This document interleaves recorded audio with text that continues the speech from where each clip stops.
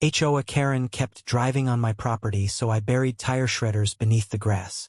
The sun dipped low over Maplewood Lane, casting long shadows across my front yard, where the grass was scarred with tire tracks. For months, HOA Karen, real name Karen Voss, the self-appointed queen of our homeowners association, had been using my property as her personal shortcut.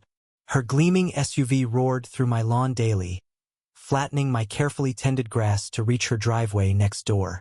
Polite requests, stern letters, even a hand-painted "no trespassing" sign, nothing stopped her.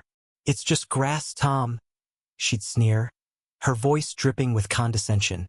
"You should thank me for keeping it trimmed."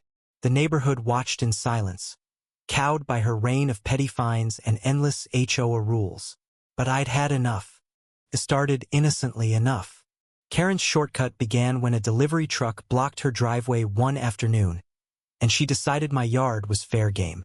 Soon it became her routine. She'd wave smugly as she tore through, her tires leaving muddy ruts. I tried reasoning with her at HOA meetings, but she'd interrupt, citing bylaws she'd twisted to her favor. Public access easements, she'd claim, though no such thing existed. Neighbors like old Mrs. Delaney whispered about Karen's bullying, how she'd fine them for unapproved mailboxes or unsightly flower beds, but no one dared challenge her. I was done playing nice. The plan came to me one sleepless night, fueled by frustration and a second glass of whiskey. Tire shredders, those jagged metal spikes used to stop fleeing cars. I found a set online, rusted but sharp, and spent a moonless night burying them just beneath my lawn's surface, hidden by the grass. It was petty, sure, but so was she. I pictured her SUV limping to a stop, her smug grin fading. I didn't expect what came next. The next morning, Karen's SUV roared in as usual. The crunch was deafening, metal tearing through rubber, followed by her shriek. I stepped onto my porch, coffee in hand, as her vehicle lurched to a halt, all four tires flattened. Karen stormed out, her face red with fury. "You did this, Tom," she screamed, pointing a manicured finger. "You'll pay for this." Neighbors peeked from windows, phones raised, capturing the showdown. I crossed my arms, calm but seething. "Stay off my property, Karen. I warned you." What I didn't know was that Karen wasn't alone that morning. Her teenage son, Ethan, a quiet kid I barely noticed, was in the passenger seat. He stumbled out, pale and shaking, clutching his phone. "Mom, stop," he pleaded, but Karen ignored him, advancing on me. "You think you can sabotage me? I run this neighborhood." Her voice was a venomous hiss, but Ethan's eyes caught mine wide, guilty, like he knew something I didn't.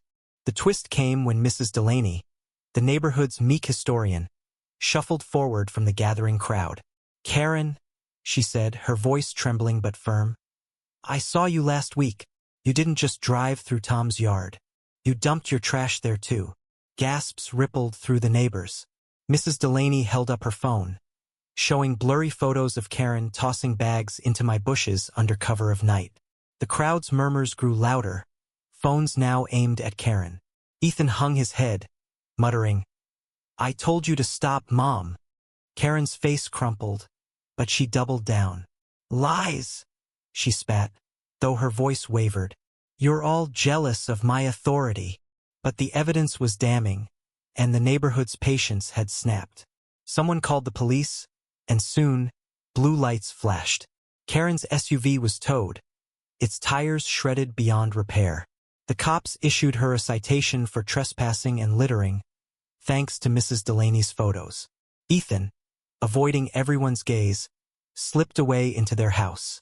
As the crowd dispersed, I expected to feel triumph. Instead, I felt hollow. My lawn was ruined, my hands dirty from the shredders, and Ethan's haunted look lingered in my mind. I'd won, but at what cost? Later, I learned from Mrs. Delaney that Ethan had been trying to rein Karen in for months, even reporting her to the HOA board anonymously. He'd been too scared to confront her publicly, trapped by her domineering grip. The kid wasn't just a bystander, was a victim of her tyranny too. Karen moved away a month later, her reign over Maplewood Lane shattered. The HOA elected a new president, and my yard slowly healed, though the scars remained. I never spoke to Ethan again, but I saw him once, mowing a neighbor's lawn, his face older than his years. I wondered if he hated me for escalating things, or if he understood why I'd snapped. In the end, I got my justice, but it tasted bitter. Karen's arrogance had torn through more than my grasset fractured trust, pitted neighbor against neighbor, and left a kid caught in the crossfire. I'd fought fire with fire, and while it stopped her, it scorched something in me too. Was it worth it? I'm not sure. What do you think? Where's the line between justice and vengeance? And how do we heal a community torn apart by one person's actions?